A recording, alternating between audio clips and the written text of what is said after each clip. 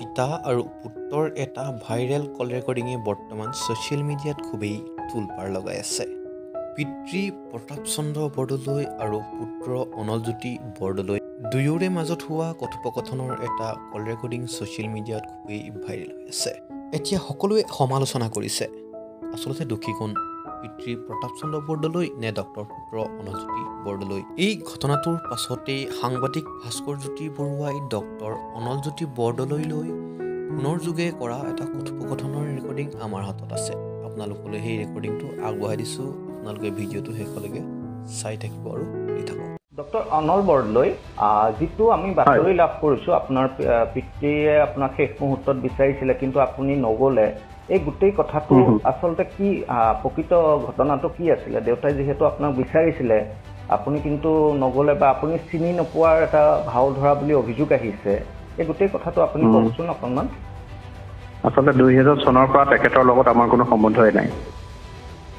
তেখেতে আমাক খেদি দিছিলে, মোৰ মা আৰু মোৰ বাইদেউ তিনিজনকে। হয়। আৰু যি প্ৰপাৰ্টি আছিল তেখেতে বেলেগক বিক্ৰী কৰি দিছে বাৰু, তেখেতৰ কথা। কিন্তু তাৰপিছৰ পৰা আমাৰ কোনো সম্বন্ধ নাই, তেখেতে আমাক একো কণ্টেক্ট কৰা নাই। আৰু সেইটোতো বহুত কথা, তাৰ আগৰো বহুত কাহিনী আছে।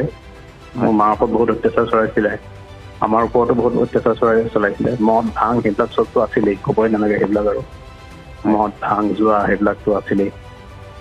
গতিকে সেইবিলাকৰ পৰা অতিষ্ঠ পাই পেলাই আমি আৰু এনেও ওলাই দিলে,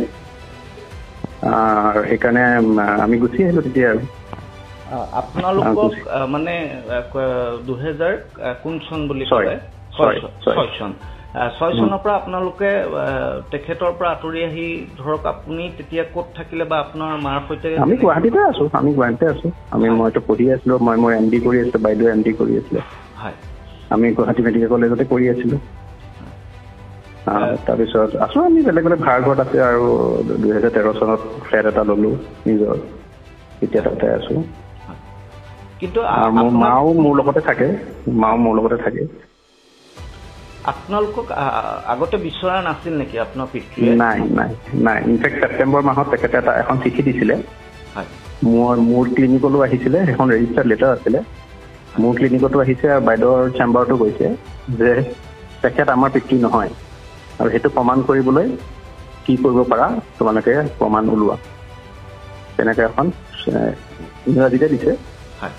আৰু যদি প্ৰমাণ নকৰোঁ তেনেহ'লে তেখেতৰ নাম লৈ পেলাই যে আমি এইবিলাক কৰি আছোঁ, আমাৰ আধাৰ কাৰ্ড সেইবিলাক দি ওলাইছোঁ, সেইবিলাক উল্লেখ ফাদিল কৰি দিব, তেনেকৈ কিবা কিবি চিঠিখনতে আছিল। আৰু দুটামান নম্বৰো দিছে।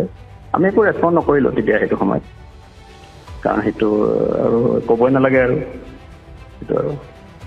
কিন্তু কথাবোৰ তেনেকুৱা আৰু। হয়, এতিয়া কিন্তু আপুনি ধৰক আপোনাক বিচৰাৰ পাছতো আপুনি চিনি নোপোৱাৰ ভাও ধৰাৰ নিচিনা যিটো অভিযোগ আহিছে, এই সন্দৰ্ভত আপুনি কি ক'ব? মানে আপুনি সঁচাকৈয়ে ধৰিব পৰা নাছিল নে কি আছিলে আচলতে প্ৰকৃত কথাটো?